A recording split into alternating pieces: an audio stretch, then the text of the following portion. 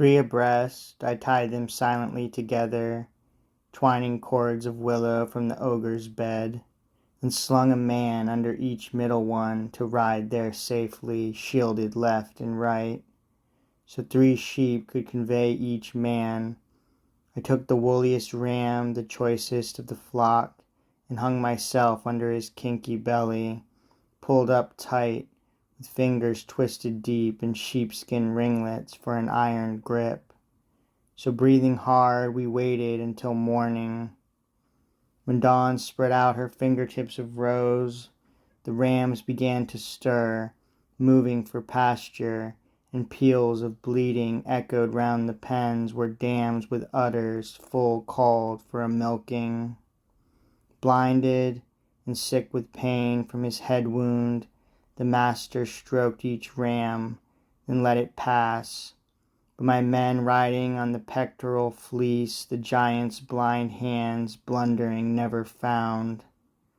Last of them all my ram, the leader, came, weighted by wool and me with my meditations. The Cyclops patted him, and then he said, "Sweet cousin ram, why lag behind the rest in the night cave? You never linger so, but graze before them all, and go afar to crop sweet grass, and take your stately way, leading along the streams, until at evening you run to be the first one in the fold. Why now so far behind? Can you be grieving over your master's eye? That carrion rogue and his accursed companions burnt it out when he had conquered all my wits with wine. Nobody will not get out alive, I swear. Oh, had you brain and voice to tell where he may be now, dodging all my fury. Bashed by this hand and bashed on this rock wall, his brains would strew the floor, and I should have rest from the outrage nobody worked upon me.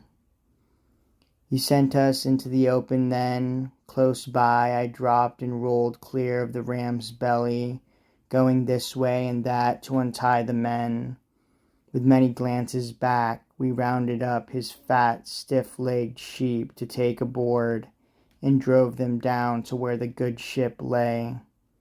We saw as we came near our fellows' faces shining, then we saw them turn to grief, tallying those who had not fled from death. I hushed them, jerking head and eyebrows up, and in a low voice told them, "Load this herd, move fast, and put the ship's head toward the breakers." They all pitched in at loading, then embarked and struck their oars into the sea. Far out, as far offshore as shouted words would carry, I sent a few back to the adversary. "O Cyclops, would you feast on my companions? Puny am I in a caveman's hands.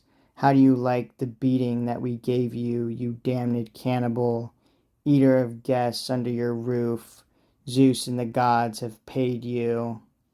The blind thing in his doubled fury broke a hilltop in his hands and heaved it after us. Ahead of our black prow it struck and sank, whelmed in a spuming geyser, a giant wave that washed the ship's stern foremost back to shore. I got the longest boat hook out and stood fending us off, with furious nods to all to put their backs into a racing stroke. Row, row, or perish. So the long oars bent, kicking the foam sternward, making head until we drew away and twice as far. Now when I cut my hands, I heard the crew in low voices protesting, "God's sake, Captain, why bait the beast again? Let him alone." That tidal wave he made on the first throw all but beached us, all but stove us in. Give him our bearing with your trumpeting, he'll get the range and lob a boulder. Aye, he'll smash our timbers and our heads together. I would not heed them in my glorying spirit, but let my anger flare and yelled, "Cyclops, If ever mortal man inquire how you were put to shame and blinded, tell him Odysseus, raider of cities, took your eye, Laertes' son, whose home's on Ithaca. At this he gave a mighty sob and rumbled, now comes the weird upon me, spoken of old. A wizard, grand and wondrous, lived here, Telemus, a son of Eurymus. Great length of days he had in wizardry among the Cyclopes, and these things he foretold for time to come. My great eye lost, and at Odysseus' hands. Always I had in mind some giant, armed in giant force, would come against me here. But you, small, pitiful, and twiggy, you put me down with wine, you blinded me. Come back, Odysseus, and I'll treat you well, praying the god of earthquake to befriend you. His son I am, for he by his avowal fathered me, and if he will, he may heal me of this black wound. He and no other of all the happy gods or mortal men.